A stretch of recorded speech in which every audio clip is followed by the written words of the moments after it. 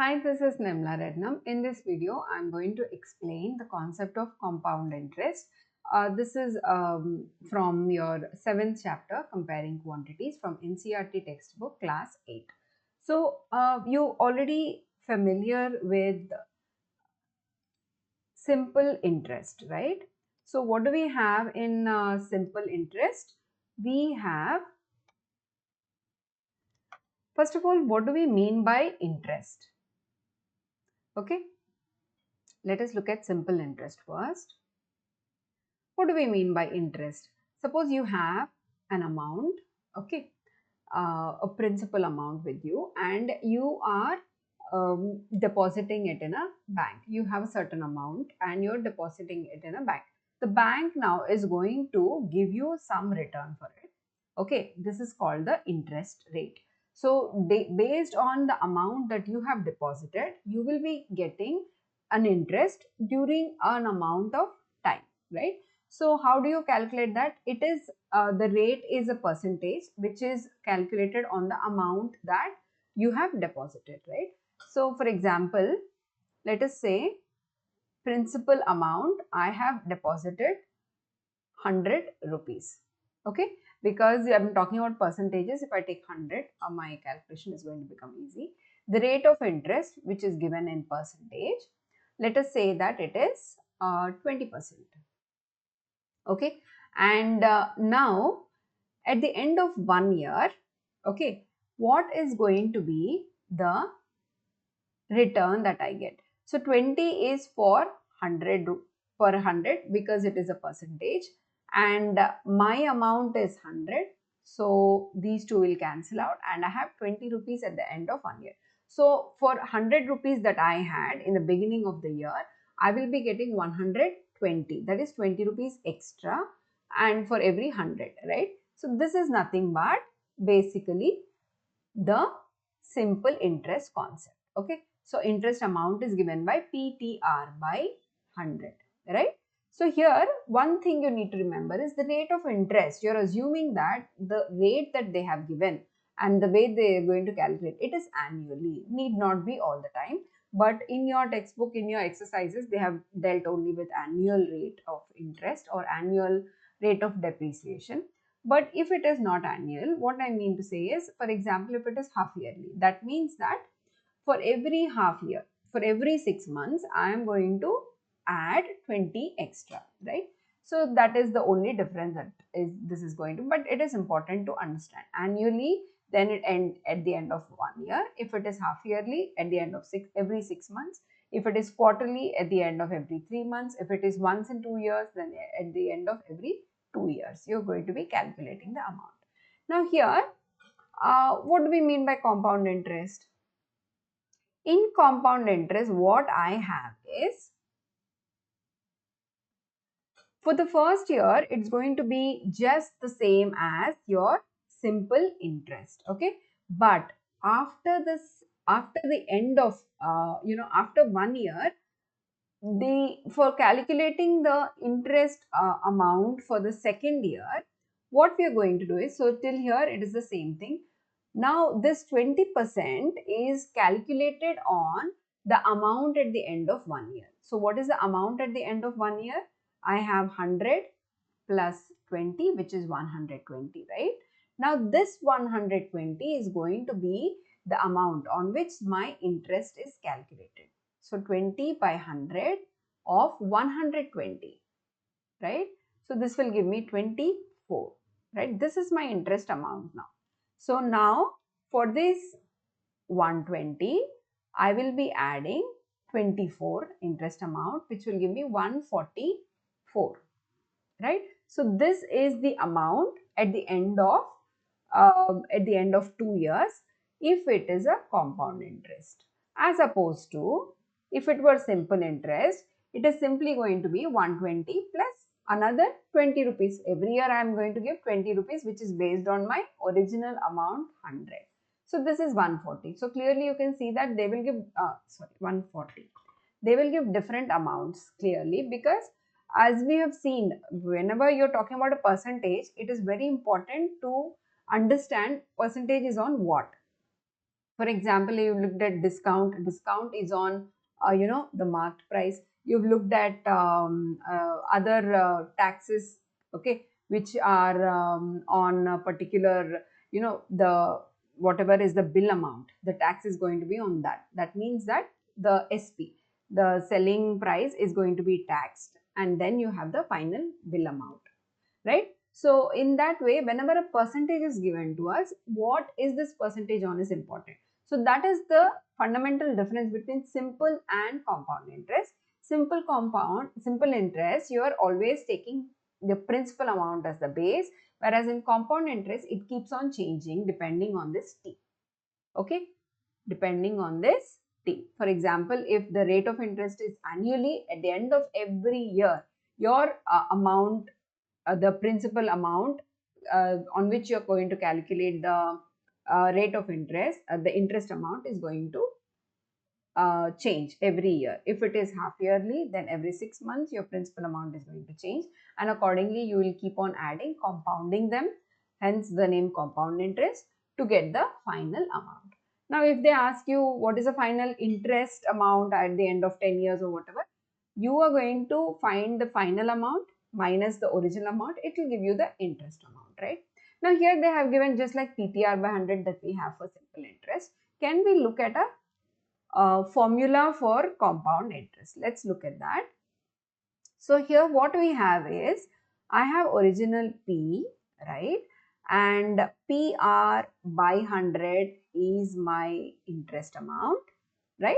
And the final amount is P plus PR by 100. So if I take P common, what I have is P into 1 plus R by 100, right? This is the same for, simple interest and compound interest at the end of 1 year. So what happens when you're looking at the second year? Okay, now here my P is this new amount, P into 1 plus R by 100, right? And the rate of interest is on this amount. So into R, which is PR times 1 plus R by 100, right? And now let's talk about the total amount. That is nothing but this plus this, right? Which is nothing but, you can see that P into 1 plus R by 100 is common, right? And then I have 1 plus, here I have 1 left, right? And then here I have R by 100, correct? So this is going to give me P times 1 plus, 1 second. So here it is by 100. If you notice, I have R by 100 times of this amount. So, right. And so here I have P times of 1 plus R by 100 whole square. Correct? So if you go on like this, okay, after n years, okay, this is for 2 years, right? So after n years, I'm going to have P times 1 plus R by 100 whole raised to n. So that is our formula for the amount in when the interest is compounded, right? And what are these P's principal amount? R is the rate of interest, N is the number of years for which you are calculating the interest, right? Now here there are few sums given about depreciation. What do we mean by depreciation is, you buy a particular good and you're going to use it for a certain amount of time, and the value of that good is going to decrease. That is nothing but the depreciation. For example, you buy a car, you buy any item and you start using it, the value is going to reduce because of wear and tear and because it's not a new product anymore, right? There also sometimes, usually, they will give you the rate of depreciation, that is per year. On an average, you will be using, for example, a car, so many miles you will be traveling, and so on. So you will have a rate of depreciation there. So what are you going to do is, this formula can be used for that as well. The only thing is, you will be putting a minus sign because the value has come down, right? So the initial principal amount minus PR by 100 will be the first year, and then that when whatever is the value here, here you will get a minus sign, therefore again here you have a minus sign, and so you're going to have a minus in place of plus sign in this formula for depreciation, right? So that covers our compound interest and depreciation sums that you'll be looking at. Here, however, you don't have sums which you used to have even till last year. If the rate of interest is half yearly, quarterly, and so on. And the only thing here is if it is half yearly or quarterly, you have to take care of this n accordingly. Okay. If you take care of this n and this r accordingly, then you will get you won't be making any mistakes. So that is about my compound interest. So what we'll do is in the next video, I'm going to quickly solve there are 3 sums in the exercise and all the solved examples and try these questions regarding this. So that is about the compound interest part in our textbook. So yeah, before we wrap up this video, I have seen this column about applications of compound interest formula, and they have given a list here like increase or decrease in population, the growth of a bacteria if the rate of growth is known, and the value of an item if its price increases or decreases in the intermediate years. Now, these are a few circumstances where we will be using compound interest, but that is understandable. What is not understandable to me as a math teacher is why does anyone need a list of a justification to learn any formula or any concept? In the sense, it's not that everyone who's going to do this chapter is going to calculate the growth of a bacteria in future at some point. And also it is also not true that if you had skipped this chapter in your 8th standard, you wouldn't be able to calculate the growth of a bacteria if the rate of growth is known to you going forward at some point of time. So recently I've read this book, Mathematician's Lament, written by Paul Lockhart, and this is something which even I find very disturbing and troubling when students and fellow teachers usually ask, what is the use of this formula? Where are you going to use it in future? How about learn a concept just for fun? Okay. And as the author in that book says, mathematics is not a tool, it is an art. Learn it as an art. I'm sure you will be using it in so many ways without even realizing it. Okay. And everywhere, even if you're walking and counting steps, you are using mathematics. So, trying to justify learning a concept is, I always found it very, I always had this question, why should I give a justification for that? And I never, as a kid, even I never thought, okay, I should be learning this because I'm going to be calculating the rate of growth of population in future. So that is how most of our, academics is oriented, in the sense of justifying itself. You're going to be using it in this, that. But I would advise and I would request students to just learn it for fun.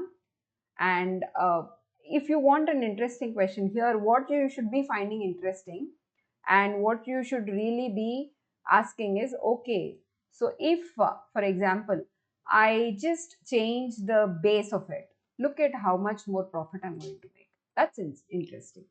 Okay, the concept itself is interesting, and that should be justification enough to learn it. Okay, and not because it's going to help you in calculating the rate of growth of bacteria or anything.